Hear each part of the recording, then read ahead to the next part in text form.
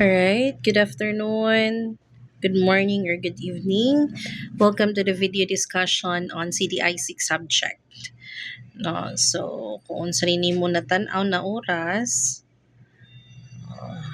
so, hasta na ba ta ato nga discussion? So, dirita, sa fire suppression, control, extinguishment, and extinguishment agents. Okay. So, in this video, atong i-differentiate no kaning pinaka-importante nga terms pod in the subject CDI6. Unsa may kalahian ni fire suppression, fire control, and fire extinguishment class. Okay.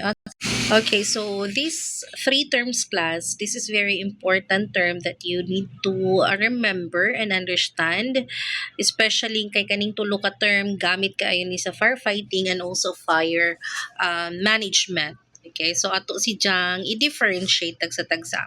So fire suppression, as you can see in the slide, it means slowing down the rate of burning. Fire control means keeping the fire from spreading or holding the fire to one area. And in fire extinguishment is putting the fire completely out. So, ito siyang tagsa-tagsaon gyud para mas masabtan. So, fire suppression di ay class, mao kuno ni ang pag-slow down. Wait, ato na pong i-highlight kay para mas subaybayan gid ninyo. Okay? So, again, when we say suppression, your keyword here is slow down. Kung sa may atong i-slow down, ang rate of burning. So, ma-achieve ni kuno siya kung i-reduce na to. Okay? Wait lang. Reduce the heat. Okay. Basta masabtan na naman ang writing diha. Okay? So, ma-achieve na to ang fire suppression kung atong ma-reduce ang heat, no? Or i-remove na to ang fuel. Remove the fuel. Okay? Kaya syempre, di ba, kung sa may gi-consume sa kayo, di ba, ang fuel, so mo na gi-decompose, and then if that fuel na will be decomposed, it will give off those free radicals or mga vapor which will react if it will mix into the oxygen, so mo nang magasunog. So ang aim ani is para ma-decrease na to ang intensity ug ang pagkalat sa kadyo, no? Kay para mas ma-manage nga dili mo dako ang kalayo or dili na mo dako ang damage nga cause ing ana nga sunog. Okay? So mao nang inag-abot sa mga firefighters anang area nga nasunog, ila gyud ang pasiritan og tubig. Kaya ang ilahan laging gikuan diha is ma-reduce ang intensity. Okay, like atong isuwat po dire. Okay. Okay.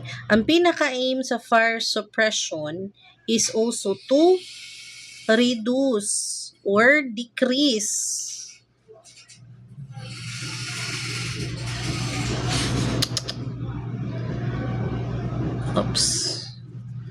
kung siya i-decrease ang fire in sorry kadali lang di matarog suwat fire intensity.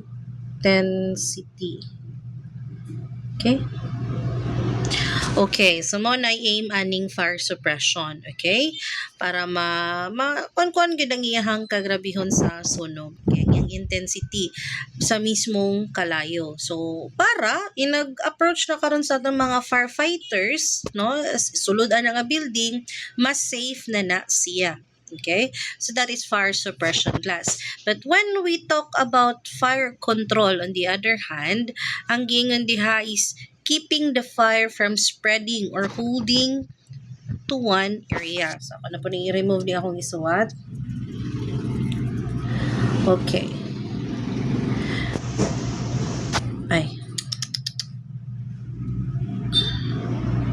Okay. So, this fire control class, this is about preventing the fire from spreading. So may imong gilikayan diri nga dili na siya mukalat pa beyond a certain area. So ibutang kintahay nato class nga ang nasunog is naa pa karon sa kusina. So ang buhaton kay para dili mo kanat, paingon dito sa lain nga room, dito baka sa sala or unsa pang ubang part diya sa bahay. So dapat ang buhaton nimo is mag-control ka, no? So imo nang i-control ang sunog. So unsaon man na nimo? So unsa may mahitabo or unsa ay asar ba ni? Unsa may pwedeng buhaton kay para makontrol nato ang kalayo. So mao nang mag-fire breaks. Okay, class. So, maunang, ang isa sa pamaagi na pwede na tumabuhat para makontrol na to ang fire, nga dili na siya mukanat pa adto sa lahi pa nga mga area sa balay, ato nang maghimo katag fire breaks. So, unsa ka ng fire breaks class? Like for example, mga man-made nga fire breaks. So, kasagaran mahitabo ni sa mga laing nasod, labaw na og mag wildfire, nindot man dito kay naman sila yung mga dagko nga mga equipment. So let us say for example, ako drawingon. So let us say for example, mao ni ang bukid. Nasunog ni dire. Nasunog na dira. Unda dire na pud sa pikas bukid. Humpay na sila. So if man-made, pasabot ingana, syempre himo sa mismong tao. So kay para dili mo kanat kani nga kadyo diri sa pikas bungtod, ila nang gamitan diri ag dagko kayo nga machinery, ilang pangkuhaon tong mga pwedeng masunog. So unsa may mga pwedeng masunog nato diha, like for example mga sagbot, kahoy, so na dira. So remember, anything na pwedeng masunog that is considered a fuel. So the element nga heat is present na because naa na lagi nasunog diri nga buntod. So karon imong pun-an na karon og fuel which is kaning mga sagbot diri and then remember that the oxidizing agent or common nato nga oxidizing agent is oxygen, always na lagi nang present. So ang mahitabo nga na if moagi ni diri ay di masunog na po nig apil. So mukanat na po na diri. So ang buhaton karon sa mga firefighters, they could make what we called as a fire break. Fire break. So, pwede na nilang gamitag bakho kay para juta na laman joy mahibilin diha atanan dili na tong mga sunog or naputi gitawag class nga mga natural fire break. So, ang uban ingani beato i-delete kay para mas masabtan. Napoy uban class, let us say mo lagi to ni ang bungtod. Kani diri karsada ni diri simentado na gyud.